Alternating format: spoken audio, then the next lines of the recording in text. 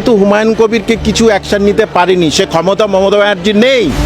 জানে 10টাতে তো নেমে আসবে এবং হুমায়ুন কবিরের মতো আরও বহু জায়গায় সংখ্যালঘু তারা কিন্তু এবার বিদ্রোহ শুরু করবে।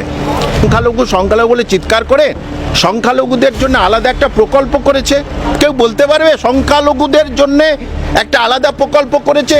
মুসলমান স্ত্রী প্রকল্প ক্লিয়াস হয়ে গেছে যে আমরা ভোট মমতা ব্যানার্জিকে দেবো না। হ্যাঁ, সেই সমস্ত মুসলিম ভোট দেবে মমতা ব্যানার্জিকে যারা কালকের সকালে কি খাবে ঠিক নেই, ওই পার্টির টাকা চাঁদা তুলে খাবে, তারাই সেই সমস্ত মুসলিমরা মমতা ব্যানার্জিকে ভোট দেবে। এবারে মনে হয় আমি আর আমার জায়গা রাখতে পারবো না, কারণ 2 থেকে 5% ভোট সুইং করবেই। মমতা ব্যানার্জির স্বপ্ন শেষ হয়ে এসছে। 2026-এ এই সংখ্যালঘুরাই ওনাকে নিচে নামাবে, কারণ 2 থেকে 5% ভোট সুইং যদি মুসলিম ভোট যদি করে তাহলে মমতা ব্যানার্জির আর জিততে হবে না। এই জুজুটা মমতা ব্যানার্জির প্রচুর এসে গেছে এখন।